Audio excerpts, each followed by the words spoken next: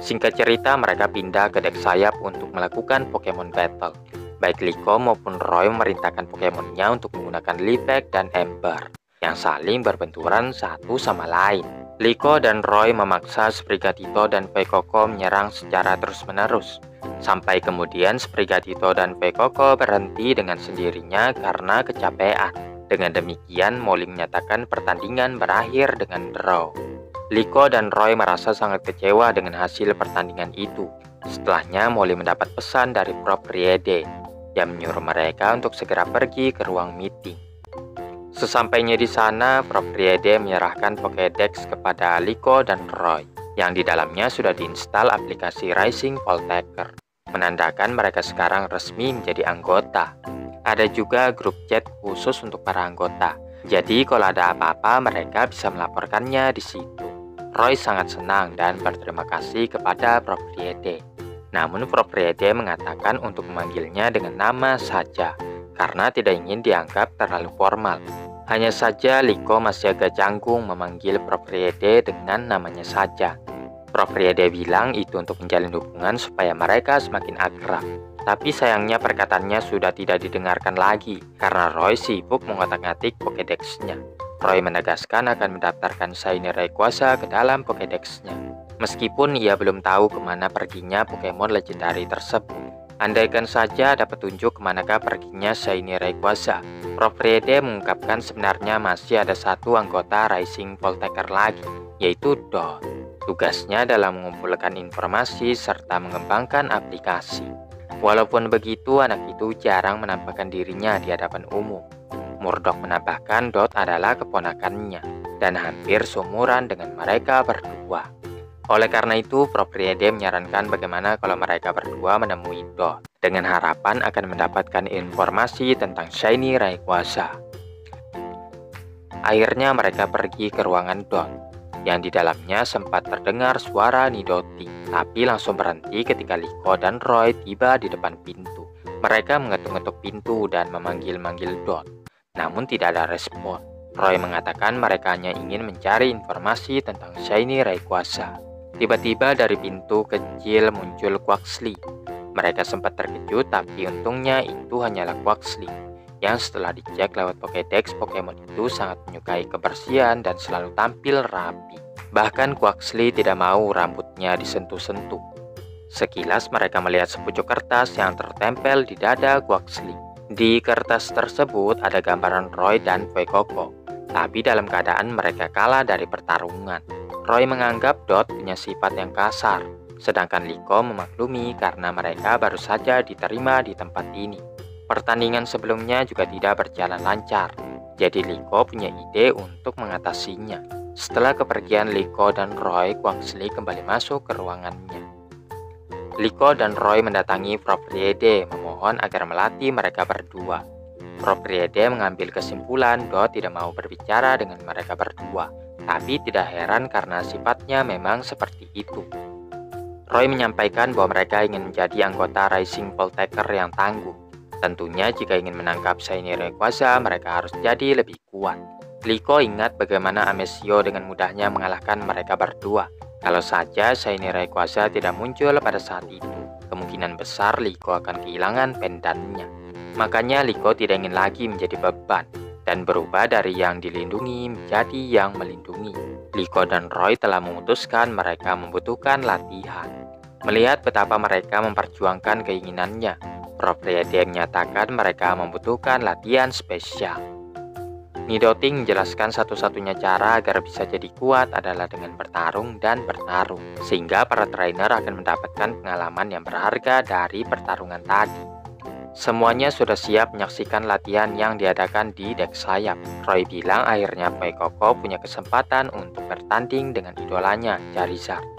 Namun sesaat kemudian petir menyambar dari langit. Prof. Riede mengungkapkan Kapten Pikachu lah yang akan menjadi lawan mereka berdua. Peraturannya cukup mudah.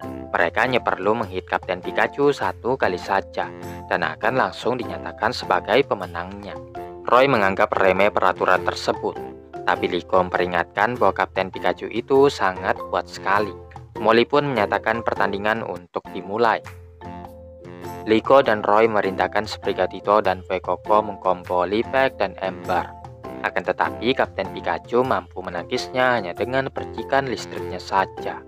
Liko dan Roy lalu memerintahkan move yang sama berulang kali. Namun Kapten Pikachu bisa menghindari semuanya. Prof. Friede mengompor-ngompori. Apakah hanya segitu kemampuan mereka berdua? Liko sadar mereka tidak akan bisa menang kalau begini terus. Jadi mereka berdua mengganti strategi dengan memerintahkan Sprigatito, Lipek, sementara Fuecoco menerjang dengan tackle. Sayangnya Kapten Pikachu menghilang tepat sebelum move tersebut menghitnya. Kemudian Kapten Pikachu tiba-tiba sudah berada di belakang Sprigatito.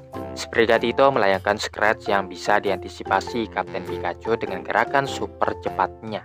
Sehabis menghindari Ember Fuecoco, Kapten Pikachu menggunakan double team untuk membingungkan lawannya. Kapten Pikachu mulai mengejek Sprigatito yang membuatnya marah dan mengabaikan Liko dengan menyerang sembarangan. Liko tahu pasti Kapten Pikachu yang asli ada di situ, tapi masih belum tahu yang mana. Ketika Sprigatito melancarkan serangannya lagi, Liko sadar mereka bisa menemukan Kapten Pikachu kalau menghancurkan seluruh bayangannya. Setelah menganalisis pergerakan Sprigatito dan dari arah mana Kapten Pikachu membagi bayangannya, Liko akhirnya melihat mana yang asli. Kapten Pikachu itu bergerak secara zigzag sambil membagi bayangannya.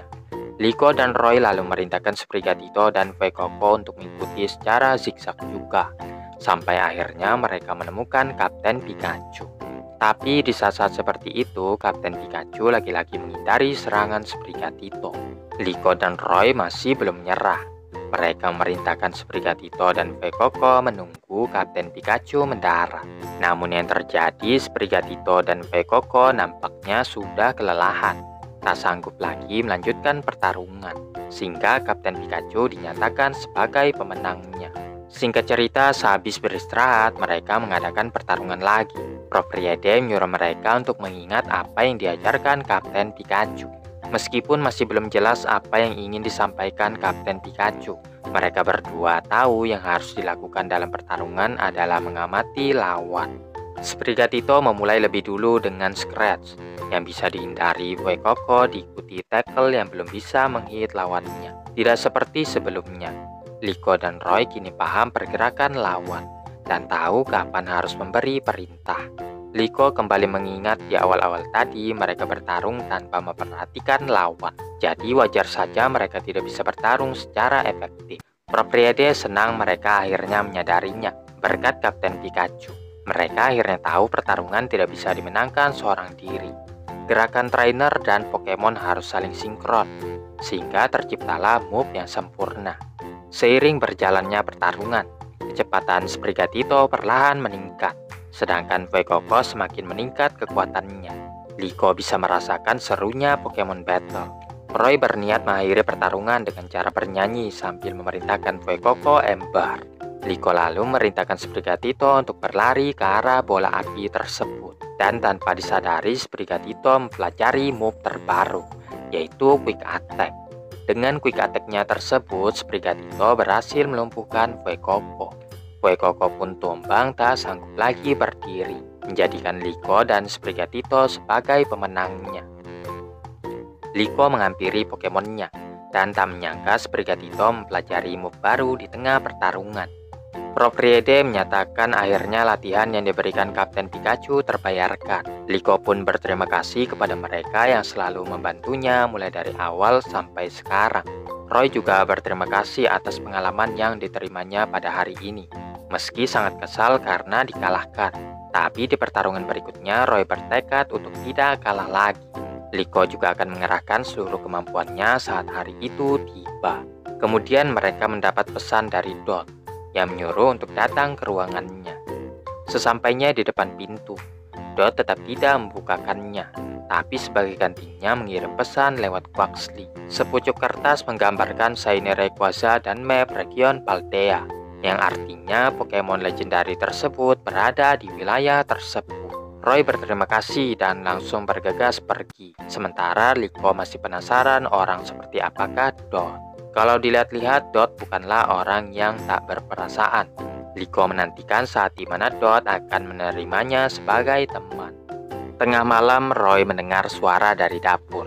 yang ternyata berasal dari Propriede dan Murdoch.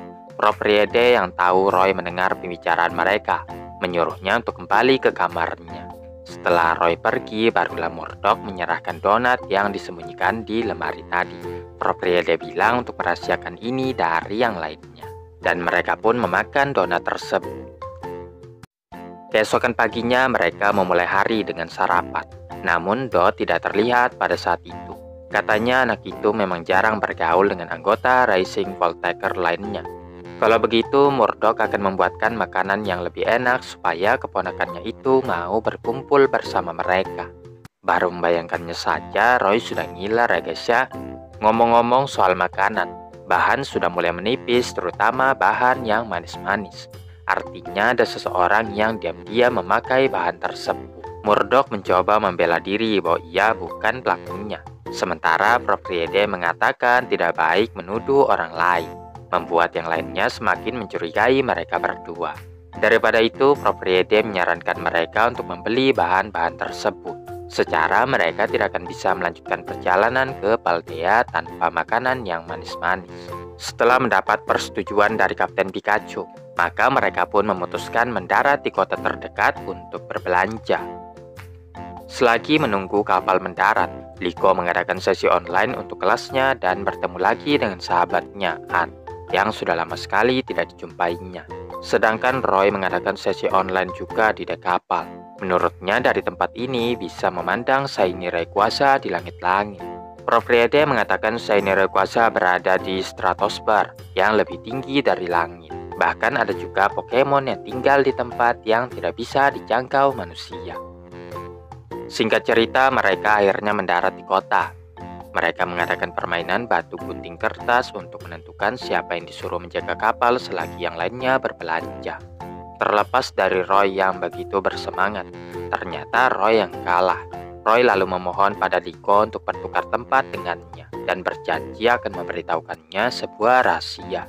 Liko pun sebenarnya tidak keberatan, karena kebetulan hari ini ingin nonton live stream Nidoting. Jadi Liko pun mengiyakan. Roy sangat bersemangat sekali karena untuk pertama kalinya melihat kota. Molly menyuruh mereka untuk berpencar membeli bahan. Perlu diingat mereka harus berhemat karena keuangan sedang menipis. Roy sedang menyaksikan penjual yang mempromosikan barang dagangannya. Roy lalu menanyakan kepada penjual mengenai Shiny Rayquaza. Penjual tersebut baru akan memberitahukannya kalau Roy membeli barang dagangannya. Setelah penjual itu mengatakan ada yang mencari Shiny Rayquaza juga, kemungkinan The Explorer ya guys ya. Propriede yang tadinya melarang Roy langsung membeli barang dagangan demi informasi Shiny Rayquaza. Daripada berdiam diri, Liko memilih untuk mengerjakan apa yang bisa dikerjakan, seperti bersih-bersih kapal dan lain sebagainya. Setelah semuanya selesai, Liko mengingat apa yang dikatakan Roy, bahwa yang memakan makanan manis itu adalah Propriede dan Murdoch. Mereka juga menyembunyikan sesuatu di lemari. Karena penasaran, Liko pun membukanya, dan terkejut ada Alcremie di dalam yang langsung menyemprotnya. Itu adalah jebakan ya guys ya. Untungnya Murdoch sama sekali tidak tahu apa yang dilakukan Liko, dan sepertinya Liko juga kapok mengambil barang tanpa seizin yang punya. Sudah disediakan makan siang untuk mereka yang menjaga kapal, dan salah satunya untuk Dot. Liko pergi ke kamar Dot untuk menyerahkannya, tapi karena tidak ada jawaban, Liko pergi. Sesaat kemudian Liko mendengar suara Nidoting dari dalam kamar tersebut. Sebagai sesama fans Nidoting, Liko mengajaknya nonton bersama kalau Dot mau. Tapi Dot justru mengusir Liko. Liko tidak menyerah segampang itu dan menyatakan bahwa ia sangat menyukai Nidoting. Bahkan kecintaannya terhadap Pokemon juga berkat menonton videonya. Liko lalu meninggalkan kotak di depan pintu dan berlalu pergi. Live streaming Nidoting sebentar lagi akan dimulai. Liko begitu bersemangat karena ini pertama kalinya ia menonton live stream. Nidoting mengadakan Q&A dan mulai menjawab pertanyaan para penggemar satu persatu. Nidoting tanpa diduga membaca komen Liko yang menyatakan Liko ingin berteman dengan seseorang yang sama sekali tidak pernah keluar dari kamarnya. Liko sangat malu sekali karena dinotis idolanya. Nidoting pun juga kaget, tapi segera menjawab bahwa cara berteman itu sama seperti Pokemon Battle. Saat hendak kembali ke kapal, Roy menemukan Spearow di balik semak-semak. Propriede menyuruhnya untuk memperlihatkan latihannya selama ini. Roy memerintahkan Boy Koko Ember, dan mereka pun berhasil mengalahkan Spyro tersebut. Dari pertarungan itu, Roy akan lebih cepat mendapatkan pengalaman, kata Propriede. Liko dan Roy pergi menemui Dot lagi, berterima kasih atas informasi yang diberikannya sebelumnya. Tapi Dot masih cuek dan tidak menghiraukan mereka berdua. Roy lalu menceritakan pertarungannya melawan Spyro dan memberitahukan tentang sorbet yang dibelinya tadi. Benda itu digunakan untuk mengelap ancient Pokeball dan pendant. Liko juga bilang kepada Roy apa yang disembunyikan di lemari dapur, dan mereka berdua pun pergi untuk mengeceknya. Setelah kepergian Liko dan Roy, Dot merasa lebih nyaman, menyatakan ketidaksukaannya terhadap orang-orang di kapal ini, yang semuanya dianggapnya aneh. Dot menerima pesan dari Murdoch, yang mengatakan punya sesuatu untuknya yang disembunyikan di dapur. Pada malam harinya, Murdoch meyakinkan Propriede untuk jujur kepada yang lainnya bahwa mereka sebenarnya sedang membuatkan donat untuk Dot. Betapa senangnya mereka berdua ketika melihat lemari dalam keadaan kosong. Rencana mereka ternyata berhasil. Dot akhirnya mau memakan donat tersebut. Keesokan paginya, Kapten Pikachu menunjukkan bahwa kapal Brave Asagi akan segera mendarat di Paldea.